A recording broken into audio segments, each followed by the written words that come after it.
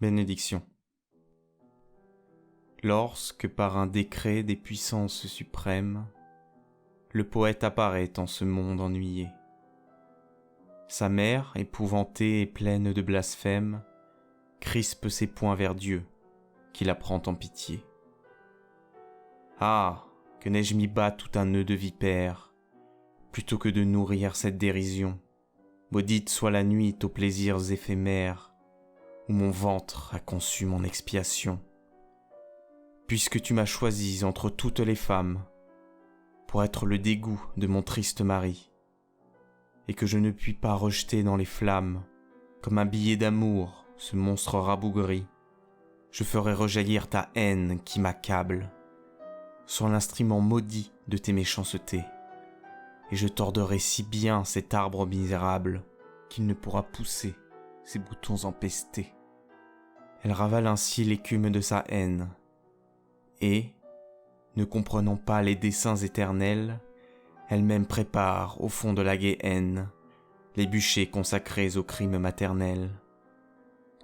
Pourtant, sous la tutelle invisible d'un ange, l'enfant déshérité s'enivre de soleil, et dans tout ce qu'il boit et dans tout ce qu'il mange, retrouve l'ambroisie et le nectar vermeil. Il joue avec le vent, cause avec le nuage, et s'enivre en chantant du chemin de la croix. Et l'esprit qui le suit dans son pèlerinage pleure de le voir gai comme un oiseau des bois. Tous ceux qu'il veut aimer l'observent avec crainte, ou bien, s'enhardissant de sa tranquillité, cherchent à qui saura lui tirer une plainte, et font sur lui l'essai de leur férocité. Dans le pain et le vin destinés à sa bouche, il mêle de la cendre avec d'impurs crachats. Avec hypocrisie, il jette ce qu'il touche et s'accuse d'avoir mis leurs pieds dans ses pas. Sa femme va criant sur les places publiques. Puisqu'il me trouve assez belle pour m'adorer, je ferai le métier des idoles antiques. Et comme elle, je veux me faire redorer. Et je me saoulerai de nard, d'encens, de myrrhe, de génuflexions, de viandes et de vin, pour savoir si je puis dans un cœur qui m'admire, usurper en riant les hommages divins.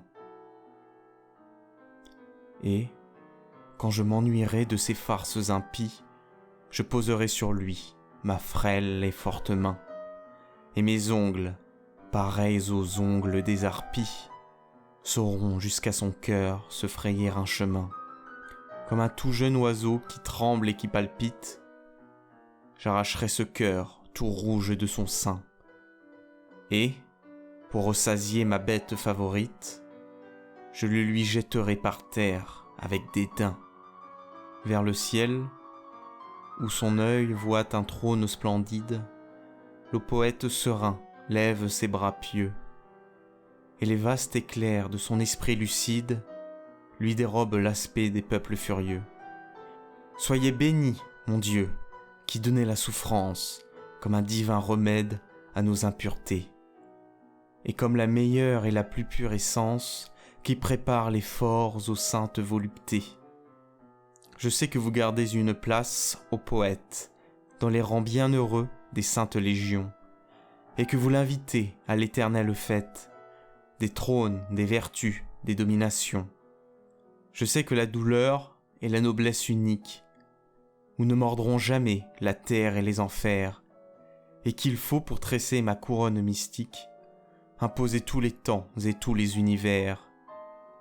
Mais les bijoux perdus de l'antique Palmyre, les métaux inconnus, les perles de la mer, par votre main montée ne pourraient pas suffire à ce beau diadème éblouissant éclair, car il ne sera fait que de pure lumière, puisée au foyer saint des rayons primitifs, et dont les yeux mortels, dans leur splendeur entière, ne sont que des miroirs obscurcis et plaintifs.